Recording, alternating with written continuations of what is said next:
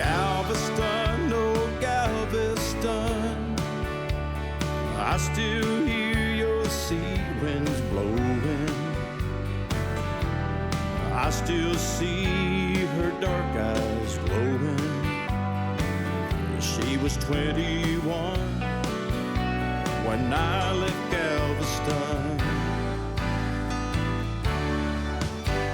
You know, I got started doing music really early on. I was, you know, like a lot of kids, a lot of people started singing in church when I was a little bitty thing. I remember the first time, really, it was probably in kindergarten, getting up and singing with a group and getting on to the kids because none of them would actually sing or project. And I actually said something like, "Hey, you guys aren't singing," in the middle of the performance. So it started with that, and here we are today. You know, the song selection for My Father's Country, it was tough. I mean, we had the advantage of, you know, all this great material. You didn't have to worry if the song was going to be a hit or not because everything on it, you know, is already, you know, essentially a country standard. And but there are so many great songs out there, and so many songs that I grew up loving, and really the inspiration for the record were songs that my dad loved and sang around the house, you know, when I was a kid growing up.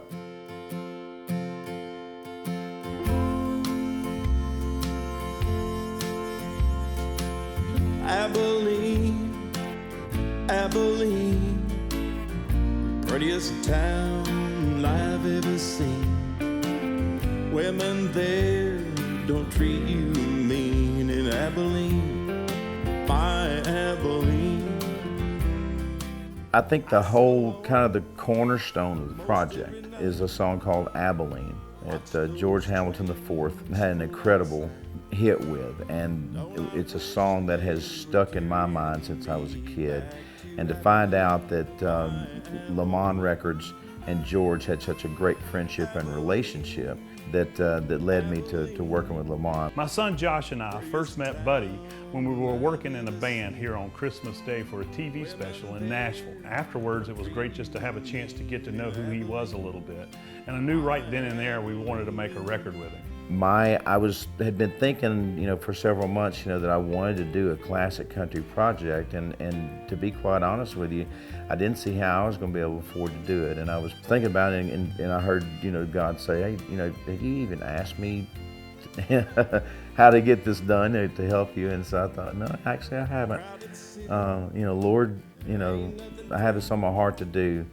You know, will you help me do it? How am I going to get it done? And literally within, I would think, maybe 2 days, my phone rang, and it was Dave Moody. Wanted to meet with me and talk to me about signing with Lamon.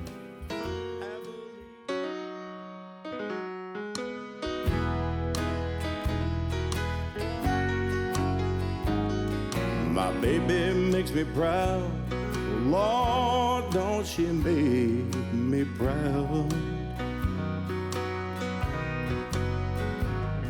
She never makes a scene by hanging all over me in a crowd.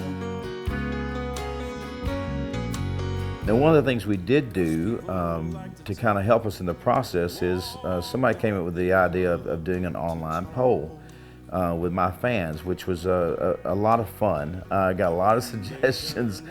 I did notice, you know, that there were 2 or 3 songs that really stuck out that got a lot of votes, and we made sure to include those on the record. But it was fun involving the fans. And when we get behind closed doors, then she lets her hair hang down, and she makes me glad that I'm a man. Oh, no one knows what goes on behind closed doors. Without question, and looking at the poll especially, the song that created the most buzz was a Charlie Rich song called "Behind Closed Doors." And I mean, I probably could have recorded it twice and put it on the record, and people would have been happy with that. Interestingly enough, you know, it's something that I guess women really love, and So we had to put that on there, and really wanted to do a great job at that. I know it was a song my mom loved a bunch and still does.